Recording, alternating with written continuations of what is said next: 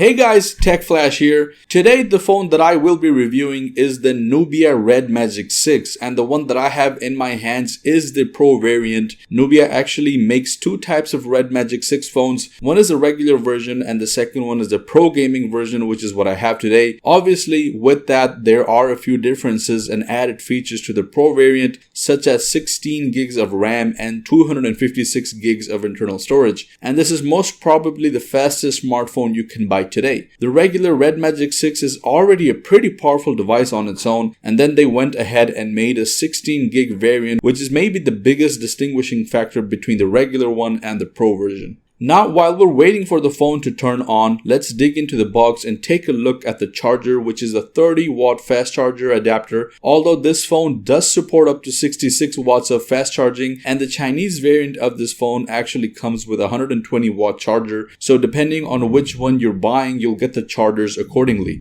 The cable here is a USB-C to USB-C, and it comes in this vibrant red color, which signifies that this is in fact a gaming phone. Further in the box, we get the booklet, which contains the SIM ejector pin alongside some very minimal paperwork for the number of features that this phone has, and a case with a lot of holes and openings to it. Almost the complete back of the case is open alongside more openings on the side of the case, which again signify the multiple functions and buttons that this phone has. Unwrapping the phone, the first thing we take a closer look at is the design, and as you can see aesthetically, the phone looks like a proper gaming device from the backside. It actually doesn't even look like a phone. We have the Red Magic logo alongside the number 6 logo, which I guess suggests that this is the model for the phone, and we also see the Powered by Nubia logo on the top. We also see the triple camera setup, which consists of a 64 megapixel, 8 megapixel and 2 megapixel sensors. We can also see the triangle shaped flash, which gives a unique little twist. Furthermore, the phone has these two openings at the back on each side of the phone, and these are actually heat chambers which act as a heat sink so the device doesn't overheat. That's right, this phone actually consists of two heat chambers, which is something that we don't regularly see on phones.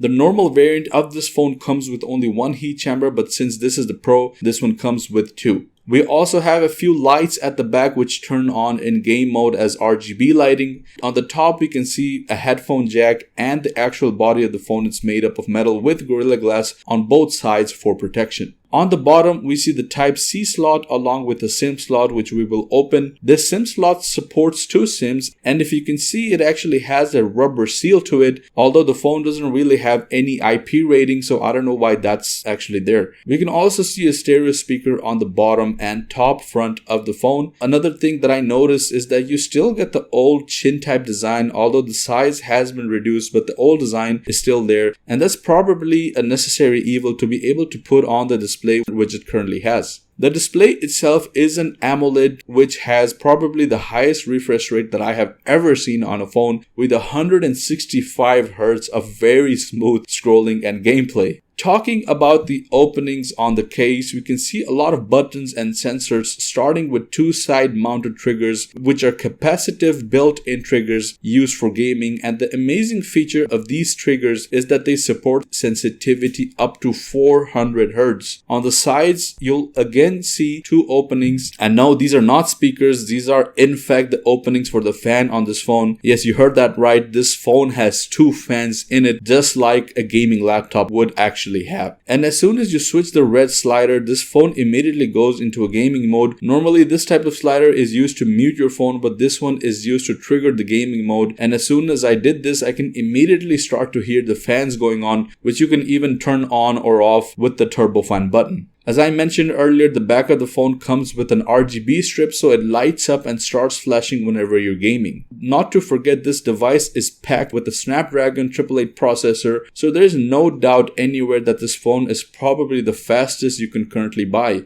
Gaming is the main purpose of this phone, and you won't have any issues in that segment at all. We already discussed the back camera, but one thing I wanted to point out is that it will actually give you the option of shooting video in Ultra HD 4K resolution. resolution with image stabilization. And if I turn on the stabilization, then it can even go up to 8K, but it recommends you to shoot outdoors since this type of resolution does require a ton of lighting. The front camera has an 8 megapixel sensor, which is just enough. It will get the job done, and if you ever need to use it for FaceTime or a conference call, then it will just work fine with that. We also get an in-display fingerprint sensor with the phone as a form of biometric security, and I guess that's basically the highlights of this phone, which are actually not basic at all if you think about it. If you're in the market for a flagship gaming phone, then this is it. I do not recall any other phone that will have better or faster features than the Red Magic 6 Pro. This phone is for those hardcore gamers who want a device that can also make a call if they need to. In other words, this is 95% a gaming device and just 5% a phone. This phone will not only impress you, but it will actually impress others around you, because aesthetically this phone will represent you as a gamer. So if you're looking for something like that, then look no further. Anyways, that's it for this video. I hope you guys enjoyed it. Please drop a like and subscribe if you haven't already, and let us know your thoughts down in the comments below. And until then, I'll see you guys in the next one. Peace out.